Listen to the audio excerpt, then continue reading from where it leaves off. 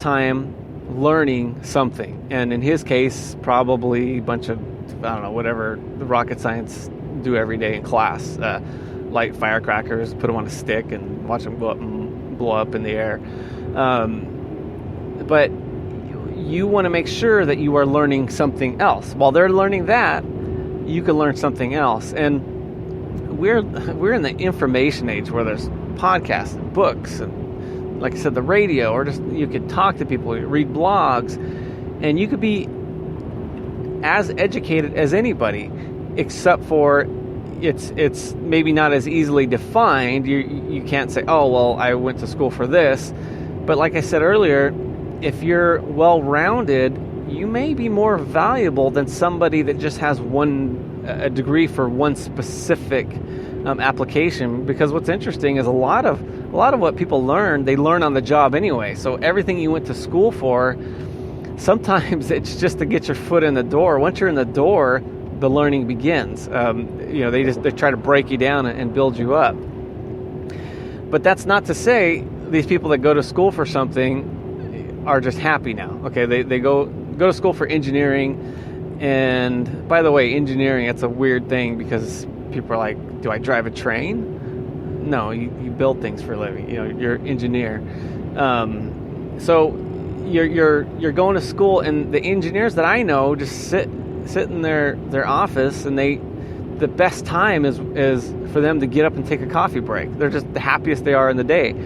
Not a lot of them are just salivating to go to work and just get in there and are just excited as hell. And you do a montage every day about how fascinated they are with their work. They're going in there, and then like anything else, they start to focus on, okay, what roof am I going to get for my house, and Spanish tile or clay tile. That the happiness, it's void. In a lot of these people's, which you would think would be great. You went to school, got a degree, now you're working at your dream job. So before we get too envious of other people, and this gets back to that person that's looking miserable in their car, we are all in a situation where we could be happy and enjoy ourselves. What we have to do, and what I've always done, is you have minor moral victories, and you just set those things. And whether it's you want to get your promotion, I think everybody should start a small little, whether it's a side gig, a company, or something, and stick with it and watch it grow. Just take a long time to really figure out what you want to do and how you want to do it. Like I think of these people that start these little internet boutiques or whatever. They sell baskets or whatever. It's something, and as long as you don't spend every dime you've ever made, it's not a bad thing, because you're learning how to build something. Now you have something in common with the CEO of the biggest companies around, because it's all about building something, marketing something, and making a profit. And at the end of the day, that's all a big company will do. So if you just start something small, and it doesn't have to be working for somebody else, it could just be within your company, just being the top earner, the top seller, the most productive, whatever it is, just something to where you're telling yourself you're the best at this. There's nobody else around you, or you're as good as anybody at this, and you start to break that mold of, oh, I'm just going to work, life sucks, because once you're successful with that, people around you will pick up on it too. You'll radiate your successes, and people will pick up on it, and it'll make you a more interesting person. It'll make you it'll start to make you a happier person, and especially if more money starts coming in too, that will help alleviate a lot of problems. Obviously, money, we all heard the saying, money doesn't make happiness, but not having enough money will definitely impede your happiness. because we have to have our needs met, our basic needs before we could be effective with anything. So, so it all started with the driving to work, and we were noticing how kind of miserable everybody was looking, and we started this food company. We actually sell there's the ketogenic diet stuff. We sold sugar. We have sugar. It's real sugar, half the calories, and we noticed that wasn't selling just because it's like a durable good. It's like selling flour.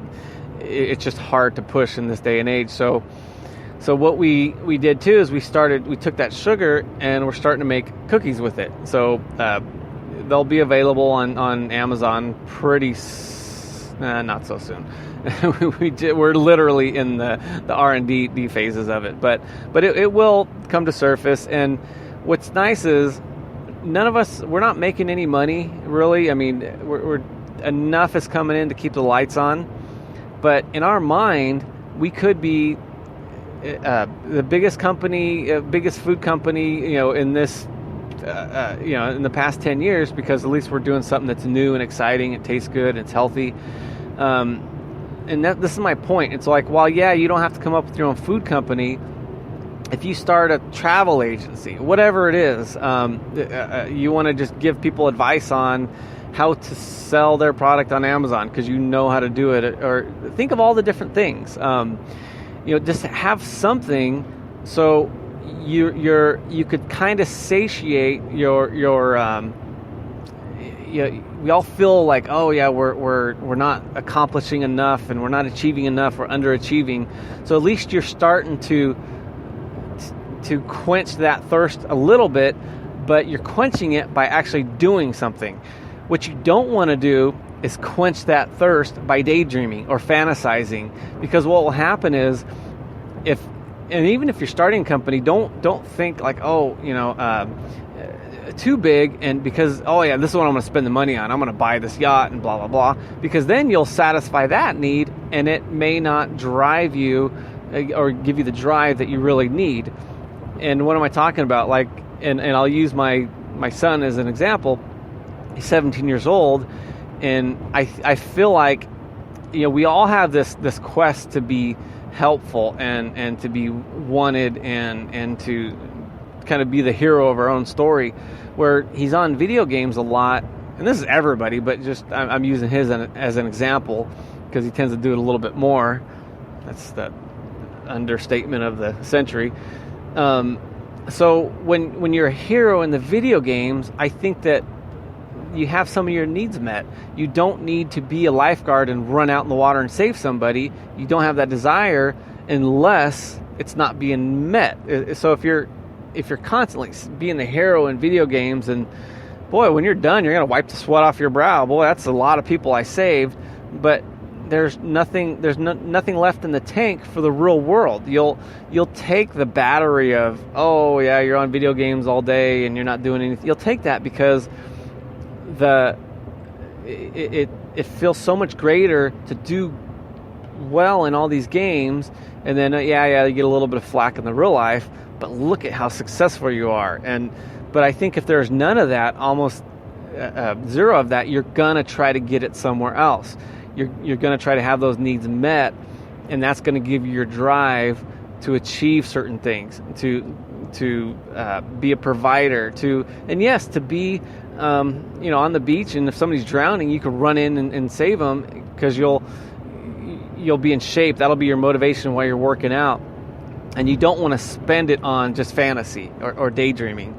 So that's just kind of my warning. If you are starting something, it is so easy just to say, okay, I started something, and now I'm just thinking about how good it could be, how great it could be, and then you just go off in the la-la land and you forget, hey, if you don't do a superb job, if you don't work harder than the next guy, you're not going to be rare by definition. You're going to be average, below average, and nobody's going to want to invest in you or invest their time in what you're selling or hearing your ideas if you're not, the very best at what you could do. People want to feel like you're going to be there for them. And if they feel like you're going to flake out a month from now, nobody's going to want to get behind you and stick their neck out for you. So what I'm doing here is every day is just, I want to give you guys that this is what I'm doing as just basically, an average Joe, but I happen to pick up on what people that maybe weren't average were doing, and I just sifted through a bunch of information, and that's why I could every day from the outside, people say, oh, how do you do it? How are you so driven? How do you work so hard? How do you do this? And there's nothing mythological about what I'm doing. There's nothing, other than, I thank God every day for the energy, but I think I could easily squander that if I was to make a set of bad decisions. So let's listen every day and see if we cannot find some of the fuel we need. And I think I'll strike a lot of people because, like I said, I'm not so gifted to where it's automatic and to where now it's easy for me to talk because I'm sitting on Mount Olympus and I'm telling everybody how I did it.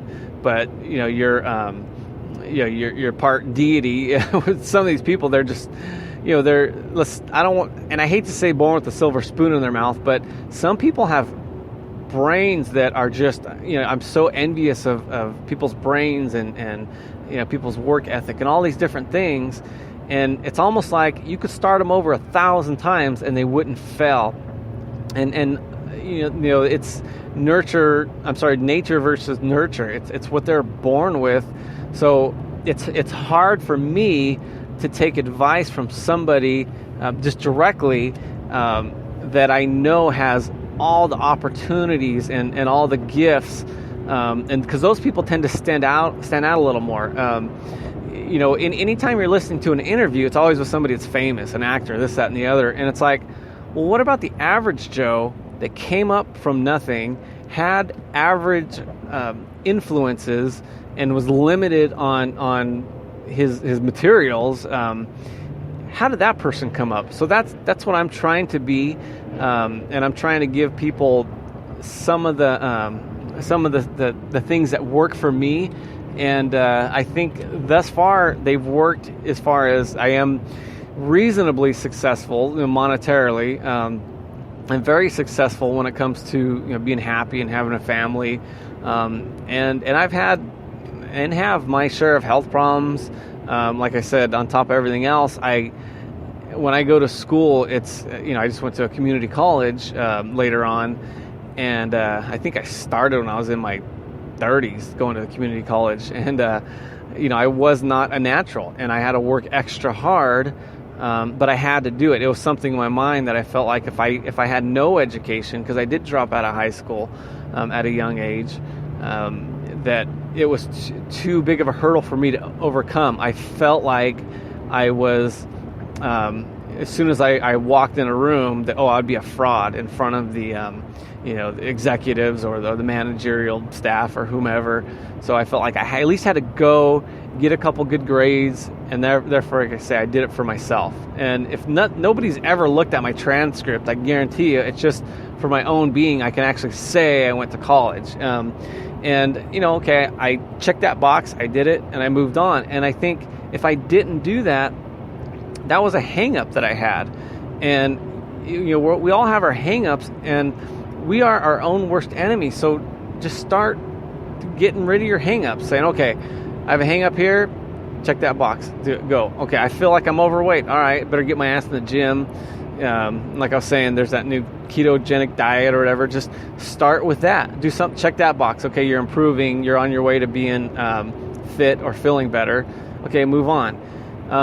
Whatever it is, check that box, put it behind you so you don't have that hangover to contend with. And these are all things that are holding us back. So you'll hear me say a lot, let's start doing the right thing, even if it's a little small improvement, because once we move that needle in the northern position, even if it's just barely breaks the crest of, from going perfectly sideways down to where it's moving up, well, eventually, if you keep on going, if that needle is moving up, even the slightest, eventually you'll wind up at the North Pole.